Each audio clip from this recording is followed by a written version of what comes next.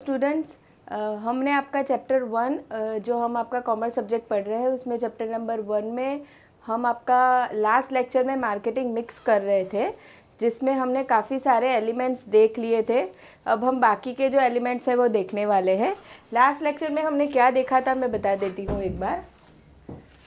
Last lecture में हमने किया था आपका, सबसे पहले हमने स्टार्ट किया था प्रोडक्ट से, सर्विस प्रोडक्ट से।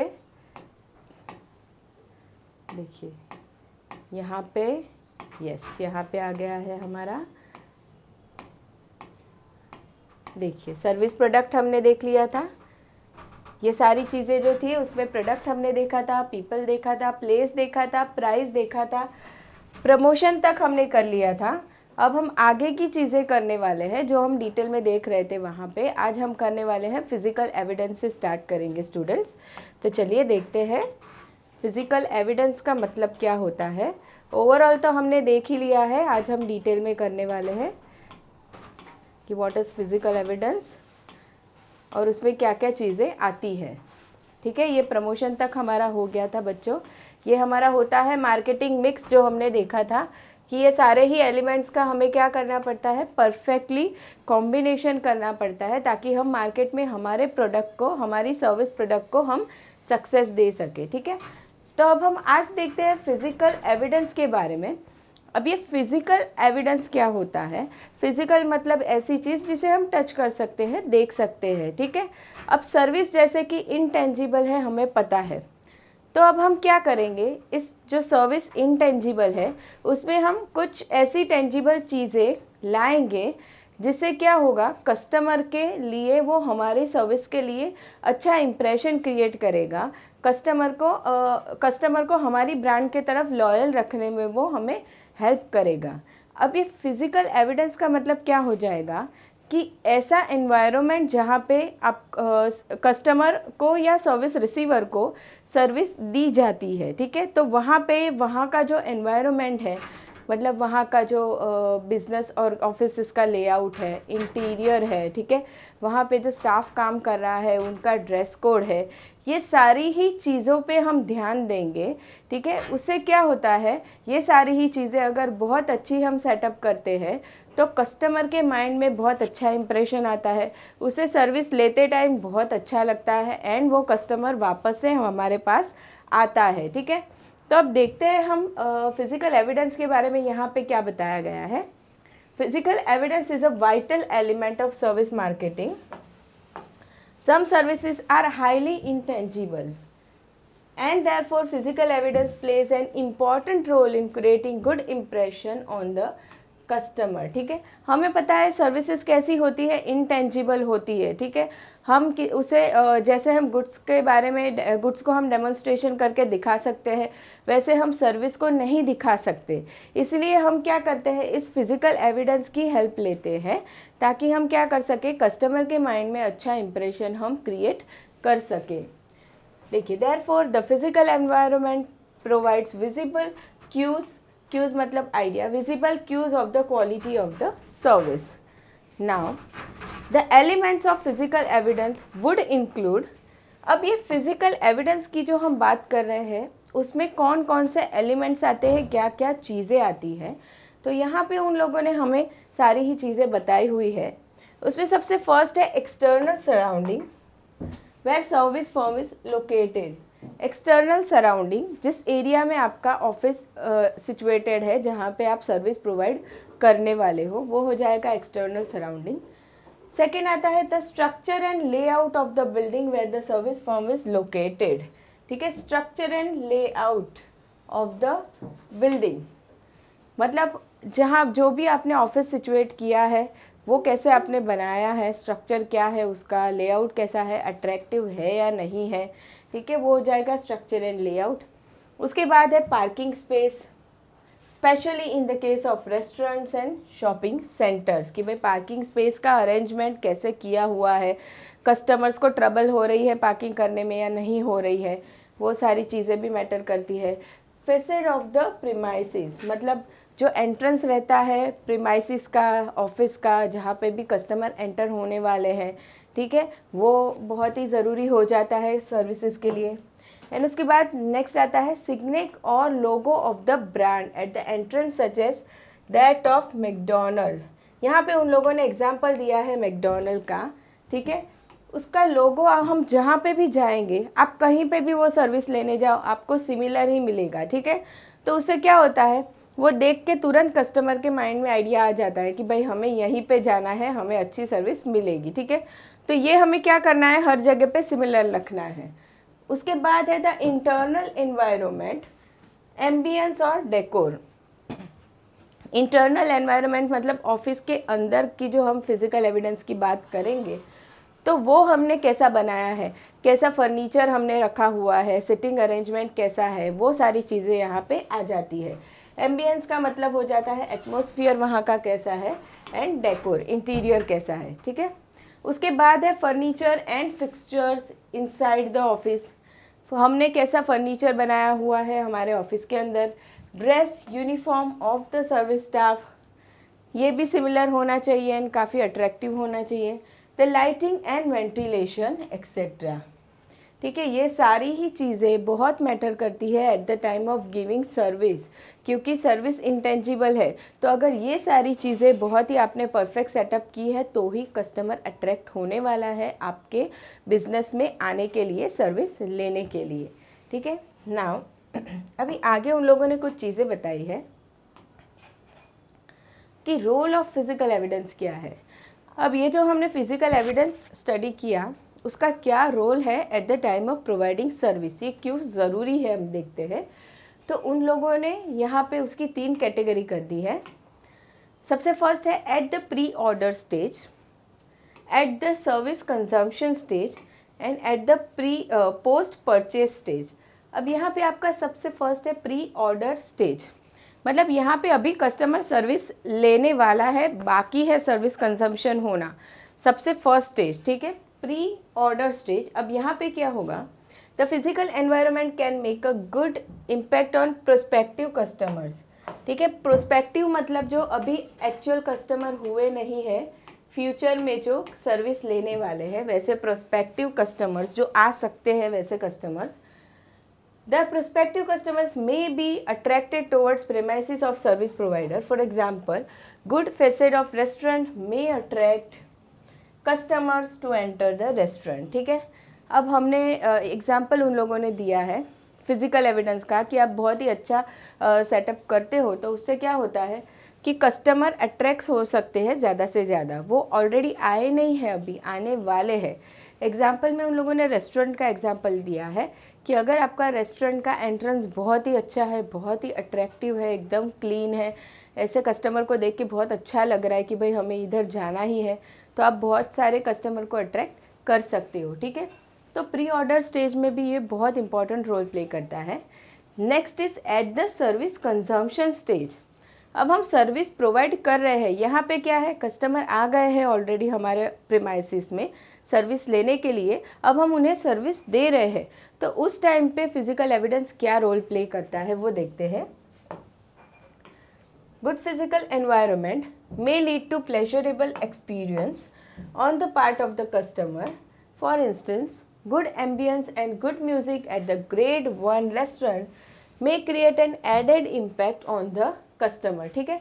अब रेस्टोरेंट का मेन काम क्या है, फूड प्रोवाइड करना, लेकिन इसके साथ ही क्या करते हैं हम, अच्छा म्यूज़िक प्रोवाइड करते हैं, गुड एम्बियंस, अच्छा एटमॉस्फेयर देते हैं, तो उससे क्या होता है, कस्टमर बहुत ही हैप्पी हो जाता है। The physical environment will add to the visible cues which may enhance the quality of service, ठीक है। क्या हेल्प करता है ये, सर्विस की जो हम क्वालिटी है, हम जो सर्विस दे रहे हैं उसकी क्वालिटी में इम्प्रूव करने में हेल्प करता है, ठीक है। चलिए आगे देखते हैं। At the post purchase stage, अब यहाँ पे क्या है, हमने सर्विस दे दी है, उसके जो बाद वाला स्टेज आता है हम उसकी बात करते हैं, ठीक है। अब उसमें क्या रोल प्ले करेगा physical evidence. After the consumption of service the customer may remember the tangible feature provided by the physical environment. देखिए यहाँ पे क्या वर्ड यूज़ किया है उन लोगों ने, रिमेंबर। अब पोस्ट परचेज स्टेज में क्या होने वाला है, हमने कस्टमर को सर्विस दे दी, कस्टमर वहाँ से निकल गया। रेस्टोरेंट की हम बात करते हैं तो उसने खाना खा लिया, वहाँ से वो निकल गया, लेकिन इन फ्यूचर क्या होगा, उसे जो भी फिज़िकल एविडेंस हमने प्रोवाइड किया था, जो अच्छा एनवायरनमेंट हमने दिया था, वो उसके माइंड में रह जाता है, याद रह जाता है, ताकि वो दोबारा वहाँ पर ही आए। ठीक है, तो ये रोल प्ले करता है पोस्ट परचेज स्टेज में फिज़िकल एविडेंस ना। उसके बाद उन लोगों ने बताया है the customer may become loyal to the service provider and may repeat the orders. ठीक है, रिपीट करता है वो ऑर्डर्स को। The loyal customers may recommend the service provider to the others. खुद भी बार बार आता है एंड वो क्या करता है, अदर कस्टमर को भी खींच के लाता है। ये एक फ़ायदा है फिज़िकल एविडेंस का। अब आगे बढ़ते हैं, गाइडलाइंस कुछ दिए गए हैं फॉर फिज़िकल एविडेंस स्ट्रेटजी। क्या क्या गाइडलाइंस हमें फॉलो करनी पड़ती है वो देखते हैं। The physical evidence strategy creates an impact on the loyal customers as well as new customers. Therefore, the service provider need to follow certain guidelines for framing effective physical evidence strategy. ठीक है, अब इस strategy का मतलब क्या होता है कि हम कुछ ऐसा प्लान करेंगे, ठीक है, कुछ ऐसा सोचेंगे सिस्टमेटिकली फिज़िकल एविडेंस के बारे में। उससे क्या होता है, हम अच्छे से फिज़िकल एविडेंस सेटअप कर पाएंगे ताकि हम लॉयल कस्टमर हमारे बिजनेस में अट्रैक्ट कर सकते हैं। तो उस गाइडलाइंस के अंदर वो स्ट्रेटजी बनाने के लिए जो गाइडलाइंस दी गई है, उसमें सबसे फर्स्ट है आपका recognition of impact of physical evidence. ठीक है, हम कोई भी चीज़ कर रहे हैं, मान लो हम पढ़ाई कर रहे हैं, तो सबसे पहले हमें क्या करना पड़ता है, रिकग्नाइज करना पड़ता है कि भाई पढ़ाई करने से मुझे क्या क्या फ़ायदे होने वाले हैं, हम क्यों पढ़ाई कर रहे हैं। ठीक है, तो वैसे ही हम अगर फिज़िकल एविडेंस सेटअप करना चाहते हैं, अगर हम सर्विस दे रहे हैं, तभी सबसे पहले हमें उसे रिकग्नाइज करना है। तो देखिए, the top management of the service provider must recognise the impact of physical evidence. इसके फिज़िकल एविडेंस के क्या क्या फ़ायदे होंगे वो सबसे पहले रिकग्नाइज करना है मैनेजमेंट ने। The top management must be convinced that the physical evidence does really create impact on the customers. ठीक है, टॉप मैनेजमेंट ने रिकग्नाइज कर लेना है कि भाई एक्चुअल में फ़िज़िकल एविडेंस की इम्पैक्ट होती है at the time of providing service. तो ये था सबसे फर्स्ट स्टेप कि रिकग्नाइज करो impact of physical evidence. Next is blueprint the physical evidence. अब हमें क्या करना है, फिज़िकल एविडेंस क्रिएट करने से पहले उसका ब्लूप्रिंट बनाना है, क्रिएट करना है, मतलब उसका प्लानिंग करना है कि भाई हम कैसे फिज़िकल एविडेंस सेटअप करेंगे। मतलब एक्सटर्नल एनवायरनमेंट कहाँ होगा, कहाँ हमारी ऑफिस सिचुएटेड होगी, उसका एंट्रेंस कैसा होगा, अंदर फर्नीचर एंड फिक्सचर्स कैसे होंगे, एम्प्लॉयज़ का ड्रेस कोड कैसा होगा। ठीक है, आगे जो भी सारी चीज़ें हमने देखी फिज़िकल एविडेंस में, उसका सबसे पहले ब्लूप्रिंट बनाया जाएगा। तो once the management recognises the impact of physical evidence, there is a need to prepare blueprint depicting the physical evidence. क्या बनाएंगे हम उसका, सबसे पहले ब्लूप्रिंट बनाएंगे। The blueprint depicts the physical evidence with the help of photographs, videos.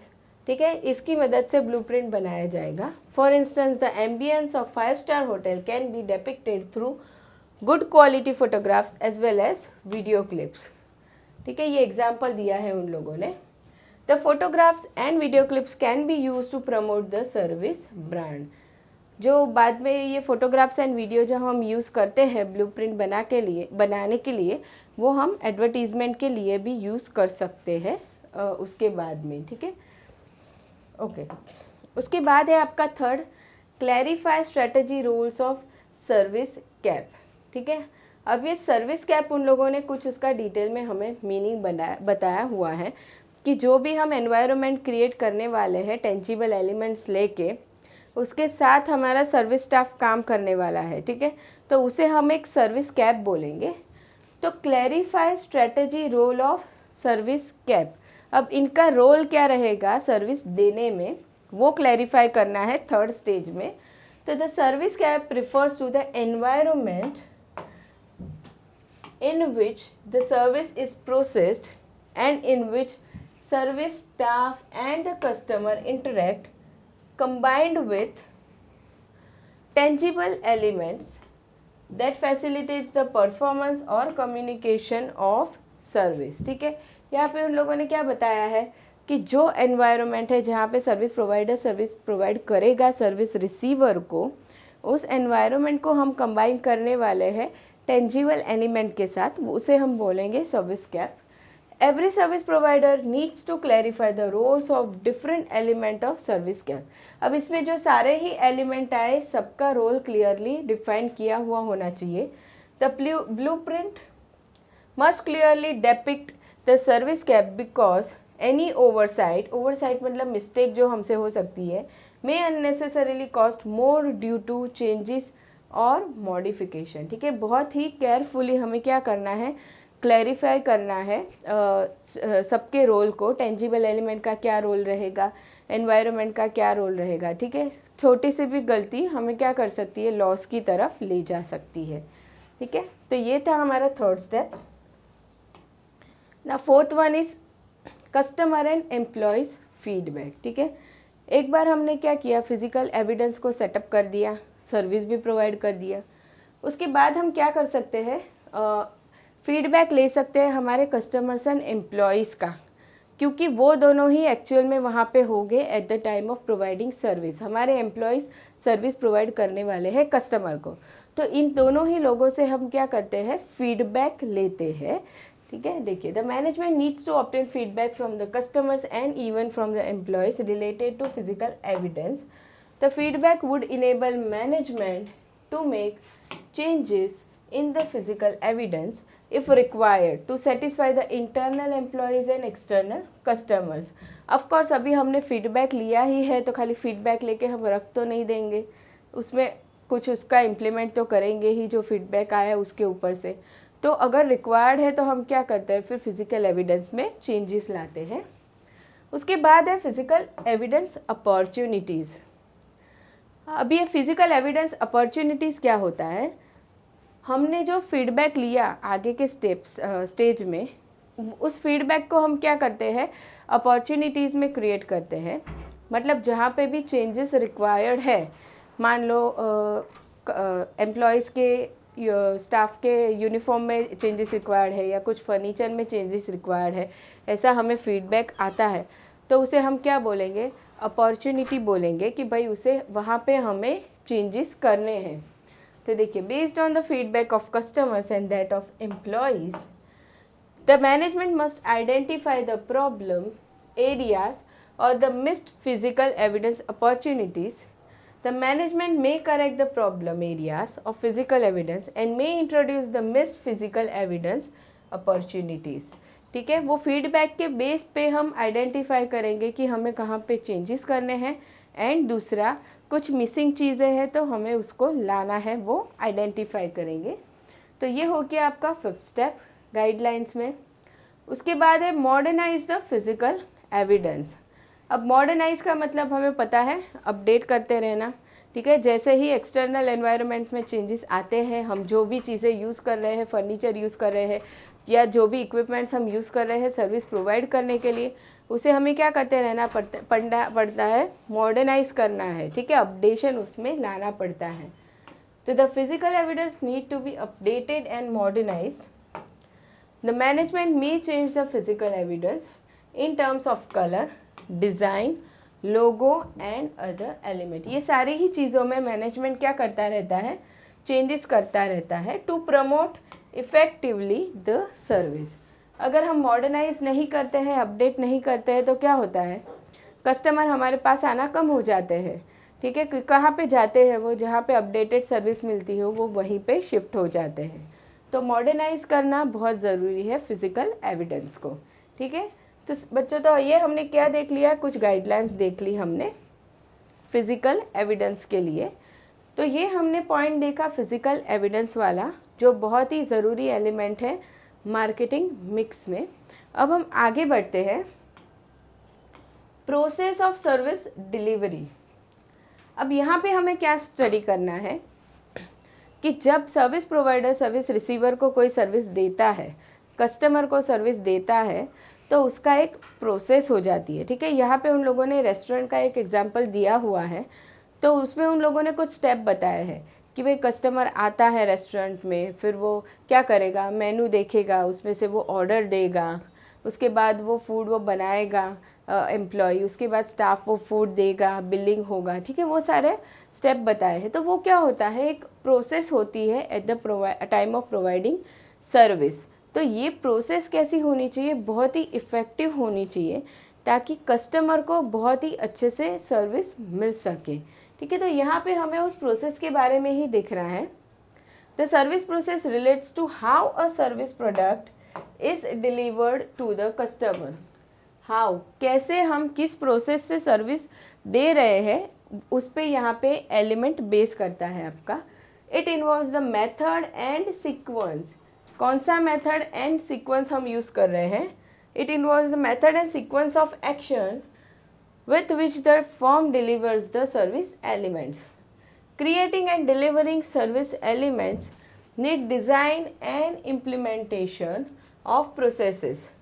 Customers may be actively involved in these processes when acting as co-producers. ठीक है, customer भी एक्टिवली इन्वॉल्व होते हैं। ऑफकोर्स अगर कस्टमर रेस्टोरेंट में आया है तो उसे खुद को भी एक्टिव रहना पड़ेगा कि भाई उसे कैसा ऑर्डर चाहिए, कैसा फूड चाहिए। ठीक है, विदाउट, अगर वो एक्टिव नहीं रहता है तो उसको खुद को अच्छे से सर्विस नहीं मिल सकती। जैसे हमने टेलरिंग सर्विस के बारे में देखा था, हम अगर कपड़े सिलवाने जाते हैं तो हमें एज अ कस्टमर हमें एक्टिव रहना चाहिए कि भाई हमें कैसे फिटिंग चाहिए कपड़े का, कैसा डिज़ाइन चाहिए। ठीक है, अगर कस्टमर एक्टिव नहीं है तो उसे खुद को अच्छी सर्विस नहीं मिल सकती। Now at times the service process may be handle automatically.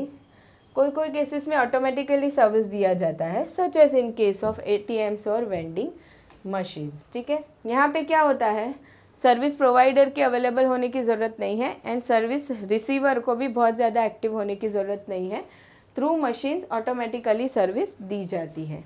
ठीक है, नाउ यहाँ पे देखते हैं ब्लूप्रिंट ऑफ सर्विस प्रोसेस क्या है। The blueprint of service process differs from service to service. Now, in general, the blueprint of service process can be broadly divided into 3 phases. 3 phases में उन लोगों ने डिवाइड किया है सर्विस प्रोसेस के blueprint को।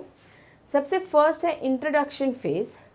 Now, in this phase, the client looks forward in purchasing the service from the service provider. This is a vital phase because the service provider gets an opportunity to serve the customer. At times, especially during the peak time, this phase becomes longer and the customer have to wait for the service. In such a situation, the service provider may offer certain supplementary service. For instance, if a customer has to update his bank passbook or wants some other bank service, and if there is queue, the waiting becomes less boring if the bank makes proper sitting arrangement for the customers rather than making them to stand in queue for a long time. ठीक है, यहाँ पे उन लोगों ने कुछ बताया है। इंट्रोडक्शन फेज़ मतलब स्टार्टिंग में जब कस्टमर आता है सर्विस लेने के लिए सर्विस प्रोवाइडर के पास, तब क्या होता है, ये सबसे फर्स्ट फेज़ बहुत ही इम्पॉर्टेंट हो जाता है, क्योंकि अगर वहाँ पे ही कस्टमर को कुछ अट्रैक्टिव नहीं लगा तो वो दूसरी बार हमारे पास नहीं आएगा। अब यहाँ पे उन लोगों ने बैंक का एग्जाम्पल दिया हुआ है कि कस्टमर आया है पासबुक अपडेट कराने के लिए या सर्विस लेने के लिए, तो क्या होता है, कस्टमर को रुकना पड़ता है काफ़ी टाइम। तो उस टाइम पे क्या होता है, वो लोग सप्लीमेंट्री कुछ सपोर्टिव सर्विस दे सकते हैं ताकि कस्टमर बोर ना हो जाए। ठीक है, तो देखिए, the bank may also provide magazine, newspaper, reading facility और even install a TV sets and tune into news channels, business news such as stock market updates and other business updates, even general news. ये सारी ही service क्या कर सकता है, service provider दे सकता है as a supplementary service, ताकि customer जो वेटिंग टाइम है उसमें वो बोर ना हो जाए। ठीक है, उसके बाद सेकेंड स्टेप आता है delivery of the core service. Core service मतलब आपका जो मेन सर्विस आप दे रहे हो उसके बारे में अभी आता है, delivery of core service. In this phase the customers gate experience the core benefit of the service the service provider must follow a sequence of activities which may include obtaining service request और order from the customer. ठीक है, अब जो main service आप provide करने वाले हो उसका उन्होंने सीक्वेंस बताया है। सबसे पहले हमने क्या किया, सर्विस रिक्वेस्ट ऑर्डर लिया, obtaining required instruction from the customer specially in case of customisation of service. ठीक है, कस्टमाइजेशन ऑफ सर्विस मतलब सर्विसेज कैसी होगी, as per requirement of customer कुछ चेंजेस किया जाएगा। ठीक है, रेस्टोरेंट की हम बात कर रहे हैं तो सारे लोगों का फूड ऑर्डर सिमिलर नहीं होता है, सबका अलग अलग होता है, मतलब वो कस्टमाइज होता है, तो उसके लिए इंस्ट्रक्शंस ऑब्टेन करना। उसके बाद है placing the service request order with the right service personnel मतलब एम्प्लॉय। ठीक है, ऑर्डर लेने के बाद हम क्या करेंगे, उसके रिलेटेड जो परफेक्ट एम्प्लॉय है जो परफेक्टली सर्विस दे रहा है उसे हम वो ऑर्डर दे देंगे। Production of service such as cook preparing the food in a restaurant. उसके बाद क्या होगा, प्रोडक्शन ऑफ सर्विस, वो फूड वो बनाएगा, वेटर इंटरनल स्टाफ बनाएगा उसे। ठीक है, उसके बाद है provision of services to the customer, फिर कस्टमर को सर्विस दी जाएगी। एंड उसके बाद obtaining informal feedback from the customers relating to his service experienced by the service staff. Informal feedback, ठीक है, क्या होगा, जब हम कस्टमर से बात कर रहे हैं, ऑर्डर दे रहे हैं, तब हम उससे कुछ क्वेश्चंस पूछ सकते हैं, तो वो क्या हो गया, इनफॉर्मल फीडबैक हो गया। देखिए, such as waiters asking the customer about the food experience, तो ये क्या हो गया, एक प्रोसेस हो गया रिलेटेड टू कोर सर्विस, जो मेन सर्विस दी जाती है उसके रिलेटेड पूरा हमने प्रोसेस देख लिया। उसके बाद थर्ड फेज अभी आता है, वो है कंक्लूडिंग फेज। अब ये कंक्लूडिंग फेज में क्या होता है, after the service is delivered bill for the service is provided, billing होता है उसके बाद। ठीक है, the payment collect staff needs to complete the payment formalities. Formal feedback, यहाँ पे अब formal feedback लिया जाएगा। Formal feedback may be obtained to find out the extent of customer satisfaction. ठीक है, कभी कभी कैसे होता है, हम मान लो हमें कोई बैंक से कॉल आता है, ठीक है, या हमने किसी प्रॉब्लम से रिलेटेड हमने बात की है वहाँ पे, तो उसके बाद क्या होता है, हमें फीडबैक भी उसका पूछा जाता है कि भाई आपने इस एम्प्लॉय से बात किया था, उसका फीडबैक आपका कैसा रहा। ठीक है, तो क्या क्या हो रहा है यहाँ पे, सर्विस प्रोवाइडर कस्टमर से फीडबैक ले रहा है।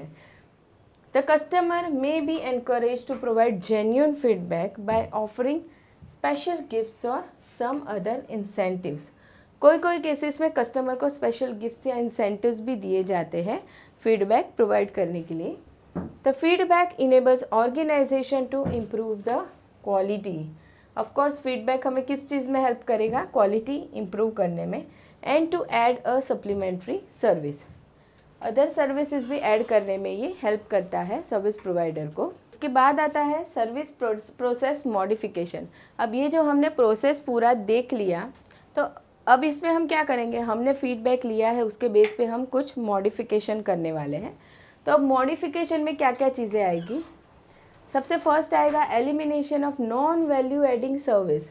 मतलब हम देखेंगे कि ऐसी कोई सर्विस जो हम दे रहे हैं जो नॉन वैल्यू एडिंग है, मतलब कस्टमर को उसकी ज़रूरत नहीं है, कस्टमर उसके लिए पे करने के लिए रेडी नहीं है, तो हम उसे हटा देंगे। तो for instance most customers entering a restaurant may not mind if they are not greeted at the entrance by additional service staff. In such a case, if additional service staff is appointed specially to greet customers, then they may be placed elsewhere. ठीक है, यहाँ पे उन लोगों ने example दिया हुआ है ये। तो हम क्या करते हैं, एलिमिनेट करते हैं नॉन वैल्यू एडिंग सर्विस। उसके बाद आता है addition of supplementary value added service. अब जैसे ही हमने नॉन वैल्यू एडेड को हटा दिया, हम यहाँ क्या करेंगे, वैल्यू एडेड सर्विस ऐड करेंगे। अगर हमें लगता है कि कुछ कुछ सर्विस ऐसी है जो रिक्वायर्ड है, ज़रूरी है लाना, ऐड करना, तो हम उसे ऐड करेंगे। तो देखिए, for instance most customers in a restaurant may prefer to have clean washrooms, therefore the restaurant may provide space for the washroom. ठीक है, तो ये क्या किया हमने, वैल्यू एडेड सर्विस को ऐड कर दिया। Encouraging self service, service provider may encourage the customer for self service such as in case of fast food centers or canteens. Also the customers may encourage to obtain information from internet rather than obtaining from the service provider and that too after waiting in a queue at a enquiry counter. अब यहाँ पे हमने क्या किया है, customer को ही encourage किया कि भाई आप खुद ही कुछ सर्विस खुद से लेने लगो। जैसे फास्ट फूड है, काफ़ी जगहों पे हम क्या करते हैं, इंटरनेट से यहाँ पे उन लोगों ने बताया इन्फॉर्मेशन ले लेते हैं, ठीक है। जैसे हमें मान लो बैंक में जाना है और कुछ एफडी के रिलेटेड इन्फॉर्मेशन लेनी है, तो बैंक में जाने की बजाय हम क्या कर सकते हैं, कॉल भी कर सकते हैं या इंटरनेट पे भी हम देख सकते हैं, ठीक है। तो एनकरेजिंग सर्विस, सेल्फ सर्विस। उसके बाद है last, service delivery at the customer site. Customer के साइट पे जाके हमें सर्विस देना है। यहाँ पे उससे कोई सर्विसेज में हम ये चीज़ कर सकते हैं। उससे क्या होता है, सर्विस प्रोवाइडर पे जो वहाँ सर्विस प्रोवाइडर की प्लेस पे कस्टमर का रश कम हो जाता है, प्लस सर्विस प्रोवाइडर को जो प्लेस रिक्वायरमेंट है वो भी कम हो जाती है, ठीक है। तो ये एक बेनिफिट है इसका। Service delivery at customer site, the service provider may provide service at the site of customers, especially in case of institutional customers. institutional customers मतलब ऐसे customers जो खुद एंड यूज़र नहीं है, मतलब खुद सर्विस ले रहे हैं बिजनेस करने के लिए, वैसे customers. This may help to reduce the waiting queue at the office of the service provider. Also, the productivity of service provider may improve because the service may not locate his premise at expensive location and also there may be saving on office overhead. सबसे बड़ा फ़ायदा यही है customer की site पे जाके service देने का कि सर्विस प्रोवाइडर की खुद की कॉस्ट कम हो जाती है, रिलेटेड टू ऑफिस प्रीमाइसिस को जो स्पेस है वो भी कम लगती है एंड बाकी सारे एक्सपेंसेस भी कम हो जाते हैं, ठीक है। तो ये कुछ हमने चीज़ें देख ली जो चेंजेस कर सकता है सर्विस प्रोवाइडर उसकी प्रोसेस में, ठीक है, मॉडिफिकेशंस ला सकता है स्टूडेंट्स। तो ये हमने यहाँ पे एलिमेंट्स देख लिए मार्केटिंग मिक्स के। साथ ही यहाँ पे आपका सर्विस रिलेटेड जो सबसे फर्स्ट चैप्टर है वो भी यहाँ पे ख़त्म हो गया है। तो आपकी कोई क्वेश्चंस हो, क्वेरीज हो तो आप हमें कमेंट सेक्शन में बता सकते हो और हम नेक्स्ट लेक्चर में करने वाले हैं इसके ऑब्जेक्टिव्स। एंड अगर वीडियो पसंद आया हो तो प्लीज़ लाइक कर देना एंड शेयर कर देना। तो मिलते हैं नेक्स्ट लेक्चर में। Thank you.